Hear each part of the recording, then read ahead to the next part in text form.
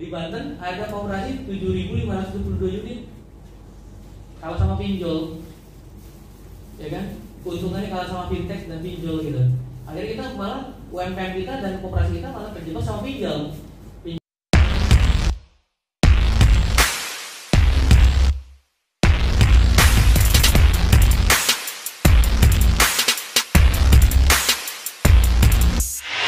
Assalamualaikum warahmatullahi wabarakatuh.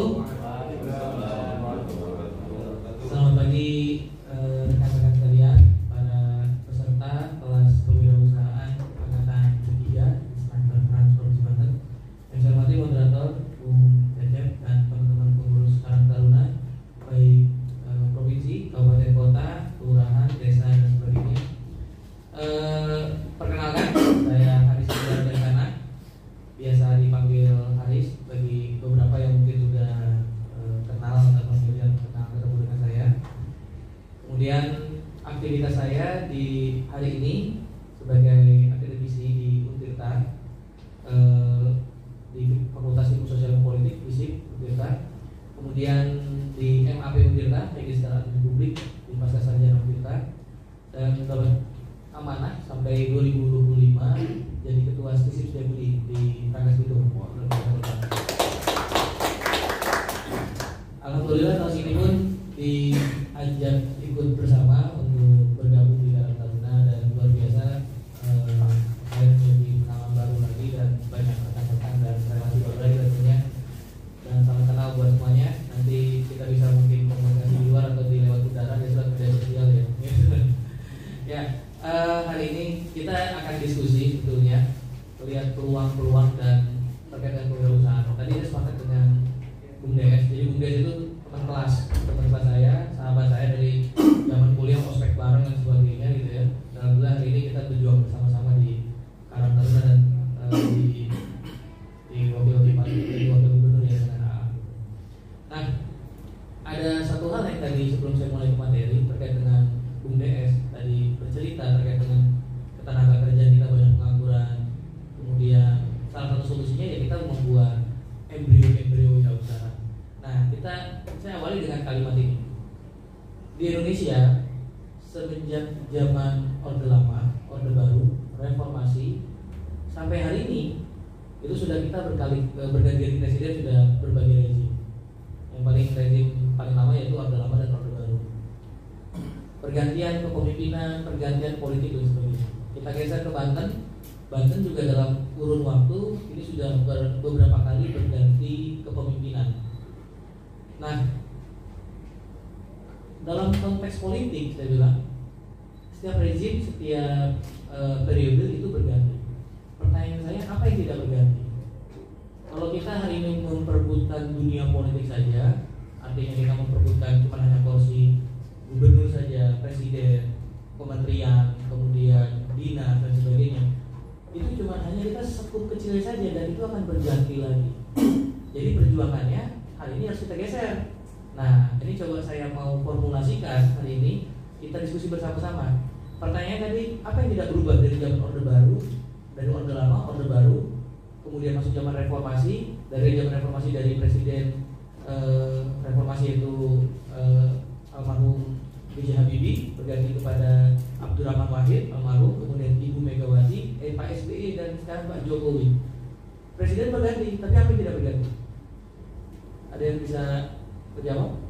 Yang tidak berganti itu pengangguran ya Pak. Pengangguran berganti-ganti. Ada pengangguran itu, ada yang kerja itu nganggur lagi mungkin gitu ya. Yang tidak berganti satu, konglomerat.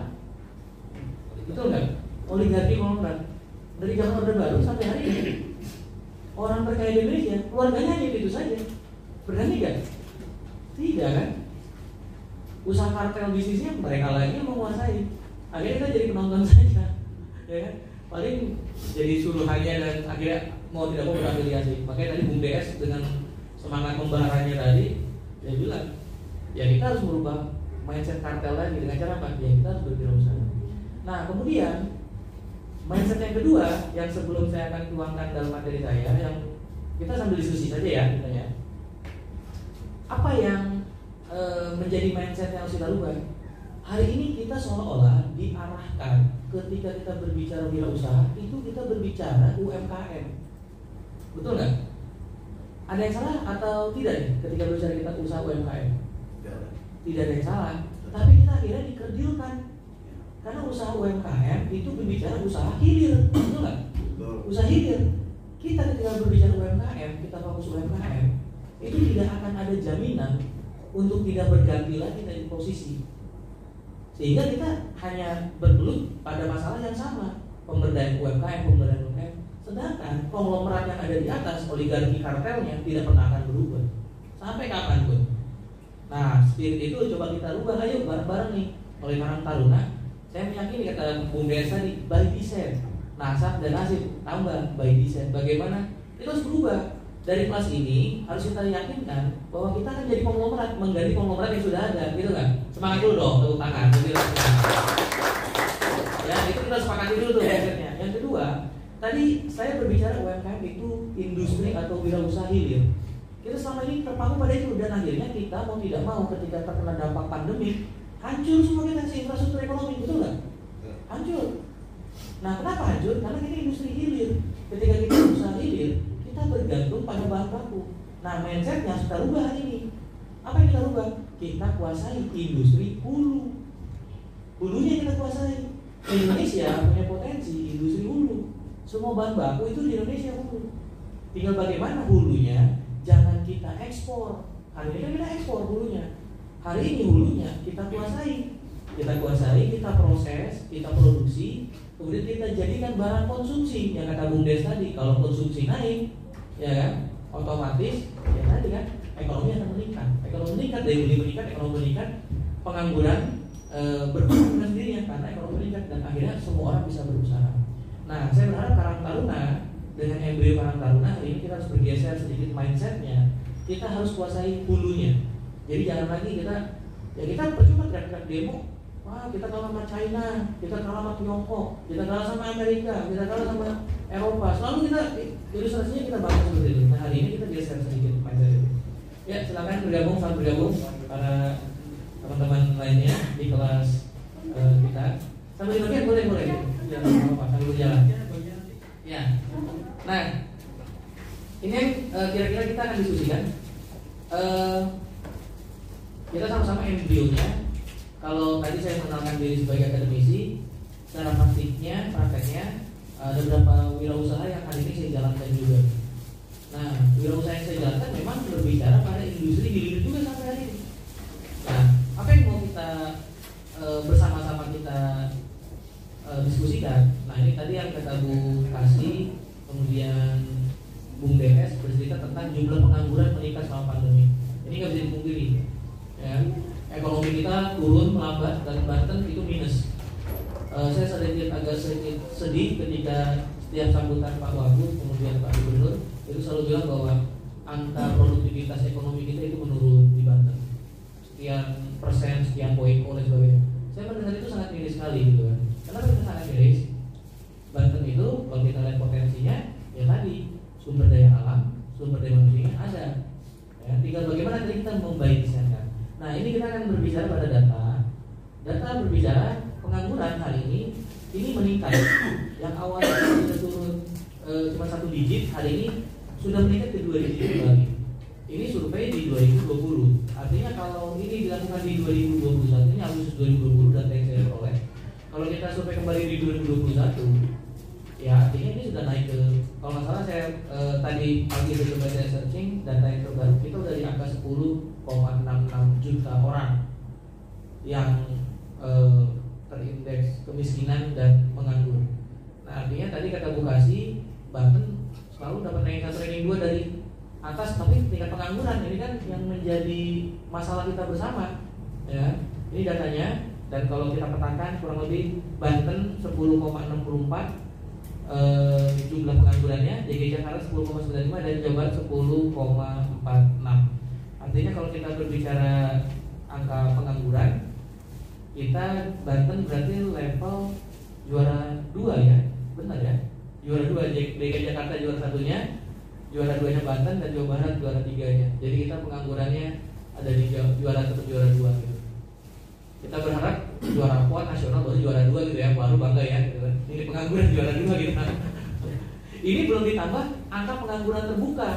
Angka pengangguran terbuka itu kelas pelajar, lulusan SMK, lulusan kuliah perguruan tinggi dan sebagainya. Ini belum ditambah data itu. Kalau ditambah artinya bisa dengan naik terus kita. Bisa ranking 1, bahaya ya. Makanya itu jangan dibaca data itunya, ngeri. Gitu kan. Nah kemudian ada yang jadi masalah kita hari ini sebelum nanti kita berbicara wirausaha. Kita hari ini kita diskusi peluang wirausaha apa yang kita akan diskusikan ke depan. Tapi sebelum ke sana, saya mengajak mengalur berbicara data. Yang menjadi beban PR kita salah satunya di Banten yaitu pengangguran terdidik. Ya, pengangguran terdidik. Saya kadang-kadang karena di perguruan tinggi itu ngelihat mahasiswa saya biasanya kalau habis wisuda bahagia banget. Ya. 2 hari wisuda tiba-tiba bikin status info locker dong. Sering gak begitu? Info locker dong gitu kan. Nah ini menjadi masalah buat kita. Nah informasi yang kita dapat berbicara pengangguran terdidik di sini dan yang saya peroleh ada berapa hal alasan tidak mencari pekerjaan. Alasan survei yang paling tinggi itu alasan putus asa, nggak ngerti mungkin hidup. Dia udah putus asa. Bahaya kalau pemuda kaum milenial generasi masa depan bangsa dia memutuskan untuk tidak mencari pekerjaan karena alasan putus asa ini bahaya paling tinggi lagi, ya kan? Untuk lulusan SMA dan SMK, untuk lulusan perguruan tinggi, mereka alasan tidak mencari pekerjaan karena sebagian paling banyak jawabannya 43% yaitu sudah diterima kerja tapi belum mulai. Ini agak aneh nih hasil surveinya. Sudah diterima kerja tapi belum mulai. Apa jangan keburu pandemik abis itu nggak jadi diterima gitu ya? Kemudian ada lagi alasan mengurus rumah tangga, mungkin ini pilihan karena gender ya, antara kaum laki-laki dan perempuan, alasannya seperti itu. Sudah memiliki usaha tapi belum memulai, ini juga kadang-kadang aneh juga pernyataannya. Sudah memiliki usaha tapi belum mulai. Mungkin usahanya usaha berpikir atau usaha minta-minta gitu. Usaha minta-minta gitu. Kemudian ada lagi yang alasan melanjutkan sekolah, tidak ada modal, ini jadi klasik juga. Merasa sudah cukup materi, sudah memiliki pekerjaan, kurang infrastruktur publik, ada juga alasan sudah merasa tua dan lain-lain. Nah ini menjadi alasan tidak mencari pekerjaan dan paling banyak dominan 80% itu di lulusan SMA dan SMK. Nah ini butuh akselerasi percepatan pembangunan terutama di Provinsi Banten. Pemerintah provinsi harus membuat beberapa kebijakan yang menstimulus atau merangsang terjadinya wirausaha. Harus ini. Nah, kenapa alasannya seperti itu nanti di slide selanjutnya saya sampaikan. Ada survei yang menunjukkan yang diterbitkan oleh National Association of College and Employer di United States of America tahun 2002 itu disurvei dari 457 pimpinan atau pemimpin di CEO yang terkenal dari kelas yang paling besar sampai kelas yang middle. Kualitas lulusan perguruan tinggi diharapkan bekerja skala 1 sampai 5. Artinya selama ini kita mindsetnya selalu bergeser pada IPK, indeks prestasi kumulatif. Inilah yang coba menjadi PR terbesar bagi kami pribadi di perguruan tinggi tentunya, supaya tidak menghasilkan mahasiswa cuma IPK tinggi saja tapi memiliki soft skill. Ini PR juga, PR kita bersama.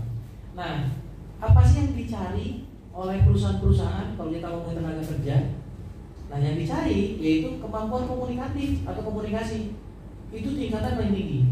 Sama levelnya dengan jujur atau integritas. Jadi rata-rata perusahaan-perusahaan bonafit seperti Astra, kemudian perusahaan-perusahaan lainnya Unilever dan sebagainya, indeks prestasi kumulatif itu cuma hanya syarat administratif. Sisanya yang ditanya atau dicari yaitu tentang kejujuran, kemampuan komunikasi, kemampuan bekerja sama, teamwork, kemudian interpersonal, etika, motivasi dan sebagainya. Kemampuan hard skill dan soft skillnya, akhirnya sampai kepercayaan diri, ramah tamah, sopan, etika dan sebagainya. IPK ternyata ada di ranking 17, jauh sekali di bawah. Jadi besok kita sama-sama yang punya anak, termasuk saya juga memiliki anak, saya mengajarkan anak saya nggak butuh kamu ranking 1 atau ranking berapa besar, nggak masuk saya bilang. Nilai pun saya bilang saya nggak pernah mempermasalahkan anak saya di rapotnya nilainya ada yang jelek atau jelek, saya nggak mempermasalahkan. Karena saya bilang yang penting kamu hobinya gimana, nikmatnya di bidang apa. Nah kalau itu yang dia gelutin, dia sukai, di situ saya support. Hari ini anak kita mungkin udah familiar dengan gadget dan robotik dan sebagainya. Kebetulan anak saya nggak suka terkait dengan hal-hal yang berbau hafalan. Dia kayaknya antipati hafalan, dia sulit banget menghafal. Tapi kalau robotik kemudian lain sebagainya berhitung agak sedikit cepat yang SD ya. Akhirnya saya sokongnya ke arah sana. Gitu. Nah kita sama-sama berusaha di masa depan generasi kita selanjutnya, ya kita tidak hanya berbicara pada IPK, tapi berbicara pada kemampuan sosial.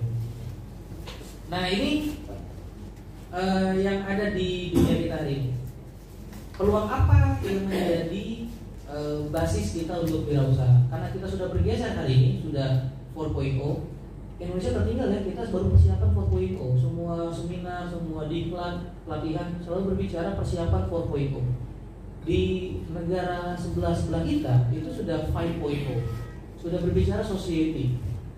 5.0 itu 5.0 itu udah berbicara society lagi. Sudah tidak berbicara revolusi industri, tapi sudah society, artinya sudah berbicara level di atasnya. Level di atasnya apa? Yaitu berbicara kemanusiaan, sosial.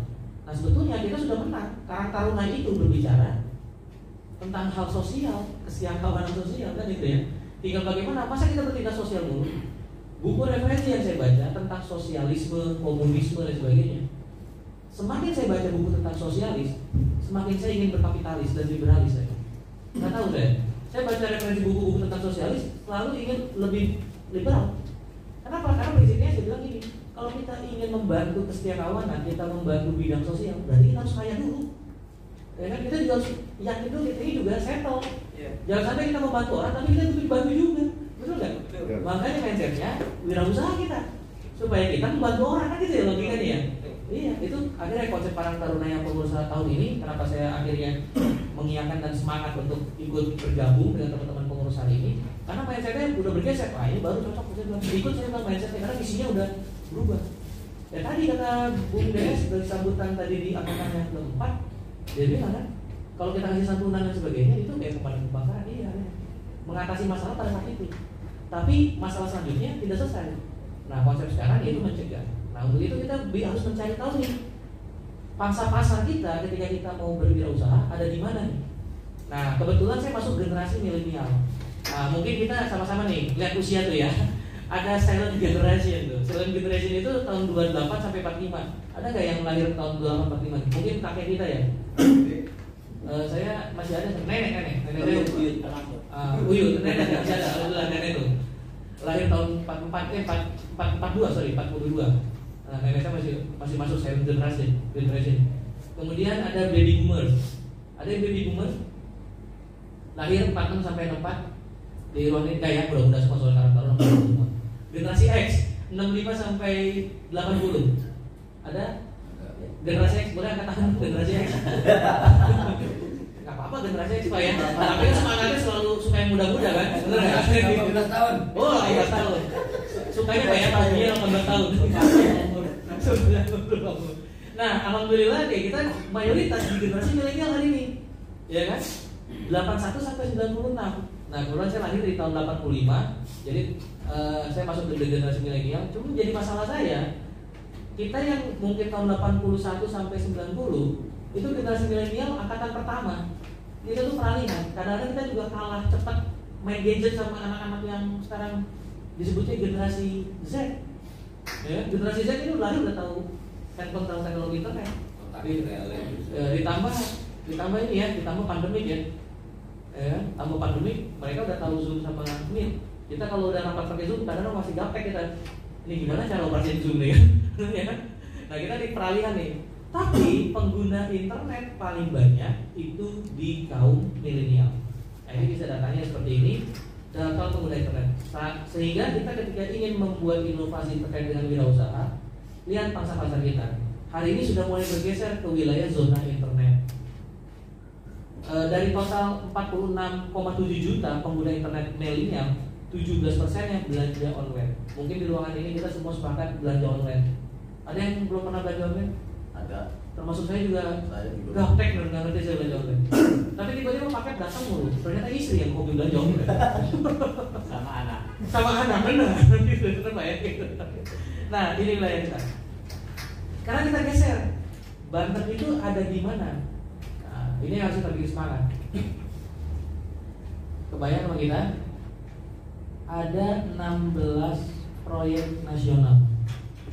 Proyek strategis nasional yang hari ini tempatnya di Banten.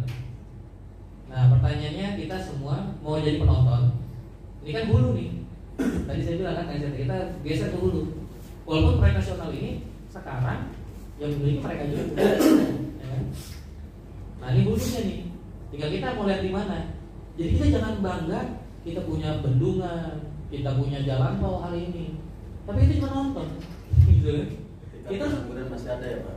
Ya, gitu kan? Nah tinggal hari ini kita melihat dengan proyek strategis nasional apa yang kita bisa sumbangsikan dari kelas kita hari ini. Kelas angkatan ketiga, yuk teman-teman tuh dari 14 proyek ini ada jalan tol Serang Panimbang. Hari ini sudah selesai seksi 1 ya, tinggal diresmikan katanya dengan Pak Presiden Joko Widodo. Ada kereta api Soekarno-Hatta Sudirman, ada KEP Tanjung Lesung, ya kawasan ekonomi eksklusif Tanjung Lesung. Ada bendungan Cindanggeula, jalan tol Kunciran Serpong yang sudah dibuka, Bandara Panimbang, nggak jelas kapan dibukanya, masih bebas dalam pembahasan anggaran ya sama pembebasan lahan. Ada PLTSA Tangerang, ada bendungan Pasir Kopo Lebak, ini juga masih bermasalah di tanah masih. Geothermal pada Rincang, ini di demo. Kemudian ada pelabuhan internasional Bojonegara, ini juga memakan korban, banyak yang ditangkap sama KPK. Bendungan Karian Lebak, ini juga masih banyak masalah terkait dengan ganti untungnya yang belum selesai di warga. Ada pembangunan terminal LPG di Banten, ada bandara Curug Bitung Lebak, ada jalan tol Serang Cina tadi udah ya, dan jalan tol Serpong Balaraja yang masih diproyeksikan. Nah tergantung kita hari ini posisi di mana. Jadi kita harus bisa memproyeksikan, yuk bidang apa yang hari ini kita punya kemampuan, relasi kita, zonasi kita ambil tarik benang lurusnya. Oh di sana besok mau ada lokasi di sana. Misalkan kita mau fokus pada agrokultural, misalkan dengan hari ini banyak bantuan sekali pembudidayaan air tawar misalkan lewat Kementerian Kelautan, ya kan, KKP, air tawar, kemudian udang dan sebagainya. Nah aksesnya sudah dibangun, tinggal kita hari ini jangan sampai kita akhirnya tertinggal. Memang 2 tahun 3 tahun lagi kan baru bisa terasa kan ekonominya. Hari ini kita sudah mempersiapkan, harus sudah ada apa yang kita lakukan, langkah apa yang kita lakukan. Jadi bukan hanya berbicara rencana, tapi langkah nyata apa yang kita lakukan. Nah, kolaborasikan melalui jaringan Karang Taruna, kolaborasikan dengan dinas-dinas OPD-OPD terkait dan sebagainya. Dan saya yakin para pengurus-pengurus Karang Taruna hari ini lebih mumpuni dan sebagainya, lebih berkolaboratif, lebih banyak variasi, dan kita lebih banyak diskusi ngopi-ngopi seperti inilah. Walaupun nggak ada kopinya ya, nggak ada kopinya nggak bisa ngerokok ya, kurang enak katanya ya. Kalau diskusi nggak ngerokok ya. Nah, kemudian potensi kita di Banten selanjutnya ini, yuk bareng-bareng nih, siapa yang kita mau ambil peran ini terkait dengan kelautan dan perikanan. Luas wilayah kita di Banten, wilayah laut kita ada 9.160,70 km persegi. Hasil produksi perikanan tangkap di laut kita per tahun itu 100.487 ton. Pertanyaannya, apakah ini ditangkap oleh nelayan? Sampai kapanpun nelayan di kita, bukan saya mendeskripsikan atau mendeskripsikan profesi nelayan, tidak ya. Tapi hari ini apakah ada nelayan yang kaya raya? Tidak ada, karena polanya ya tadi, ya kan, terjebak sama kartel. Nah hari ini kita melalui Karang Taruna, usaha kita ambil hulunya. Perikanan itu hulu loh, ya kan. Kita cuma ngambil ikannya, kemudian kita tanpa produksi dan sebagainya, ya kan. Akhirnya kita jual bentuknya masih bentuk ikan yang dalam bentuk belum kemasan, dikemas sama pengusaha-pengusaha jadi sarden dan sebagainya. Kita konsumsi akhirnya. Akhirnya nilai value ekonominya jauh lebih tinggi. Padahal kita yang konsumsi juga, produksinya dari kita juga, ya. Budidaya kita ini masih sangat kecil sekali hasil produksi perikanan kita, budidaya ikan kita. Nah, yang saya baca, saya bandingkan data yang saya baca dari BPS Banten dalam angka, budidaya ikan air tawar kita ternyata untuk kemudian konsumsi di Banten saja kita masih impor dari daerah tetangga di Jawa Barat, dari Bogor, Sukabumi, betul ya Pak ya? Nah, kita nggak kaya, gitu loh. Kita masih nonton lagi aja. Ayo bareng-bareng nih kita proyeksikan di situ. Mungkin karena modalnya. Nah, kalau nggak ada modal, kita modalnya tuh. Kita sampai berbicara soal modal ya. Nah, kita cari investornya berarti, ya kan? Tapi investornya nggak sembarangan. Investor mau nanam ketika sudah lihat proyeksinya keuntungannya, baru investor mau datang. Nah, kalau kita cuma tunggu modalnya tapi kita tidak melakukan apa-apa, ya investor nggak akan pernah mau datang, ya. Nah, ini yang harus kita kaitkan. Kalau kita berbicara masih modal lagi, kaitkan dengan BUMDes kita yang hari ini ada, potensi-potensi lokal kita ada, BUMDes yang melaksanakan, cari investornya dari luar. kerjasama dengan beberapa perusahaan-perusahaan kolaboratif. Nah, saya yakin ini kan belum nyampe kita nih mindset kita. Nah, butuh jembatan kan? Nah, kelas kita lah bikin jembatannya. Masa jadi jembatan nggak ada untungnya? Ya, kita juga secara nggak langsung kita bikin usaha juga kan? Jadi jembatannya. Atau bahasa kasarnya jadi broker dulu ya. Gitu. Ada yang jadi brokernya, ada yang jadi pelelangnya, dan lain sebagainya. Tapi rumus kartel kita, ya kita bentuk lagi tadi siklus circle dalam lingkungan ekonomi kita, usaha kita. Nah, ini potensinya tinggal kita pilihannya kita mau menonton atau mau melihat atau kita ikut terjun langsung.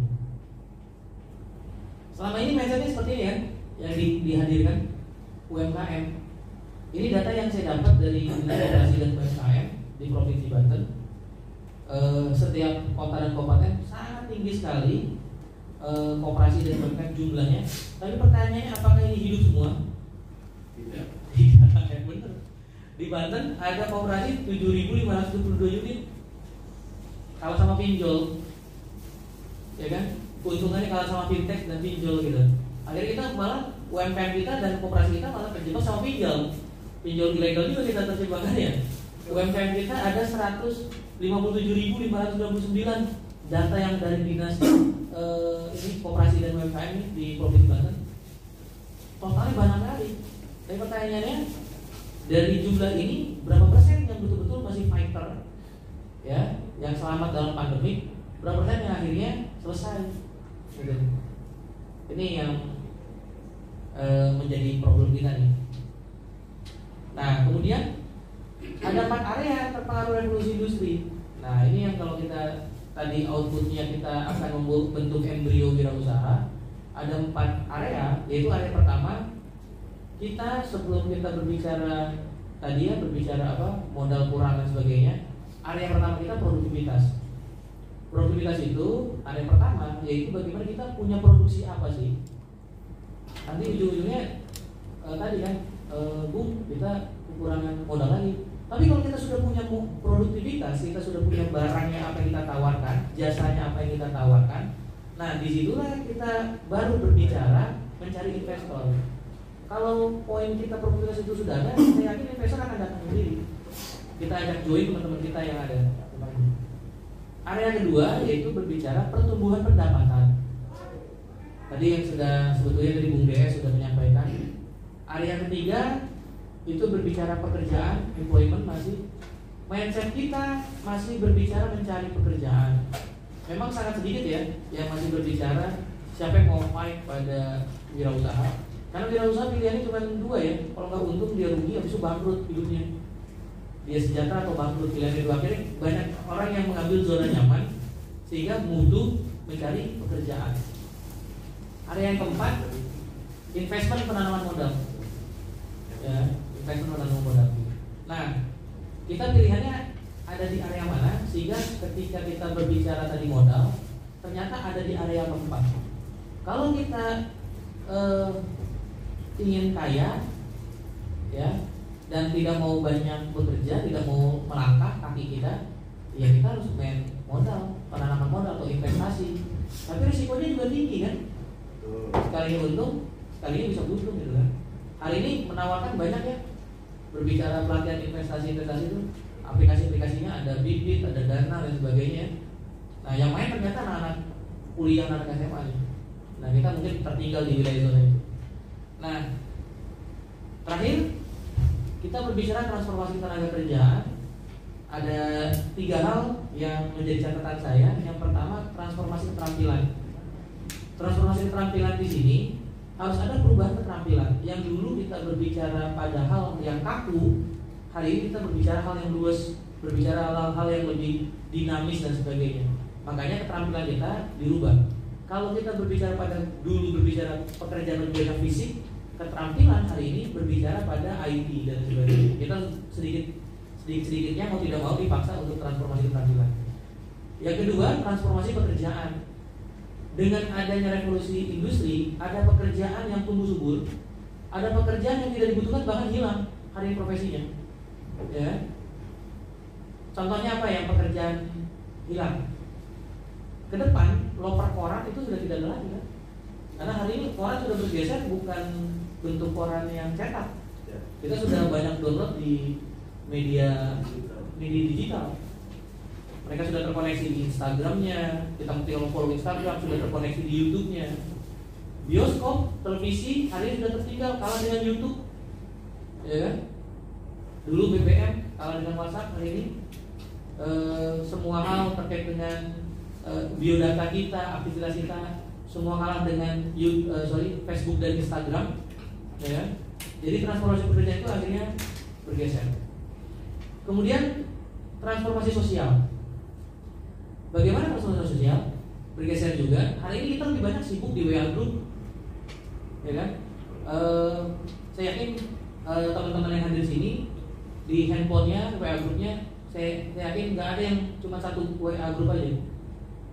Pasti bisa macam-macam WA grup kita, dari pekerjaan, kemudian rumah, kemudian lingkungan, teman-teman sahabat, teman SMP, SMA, SD, bahkan teman TK ada mungkin, teman kuliah.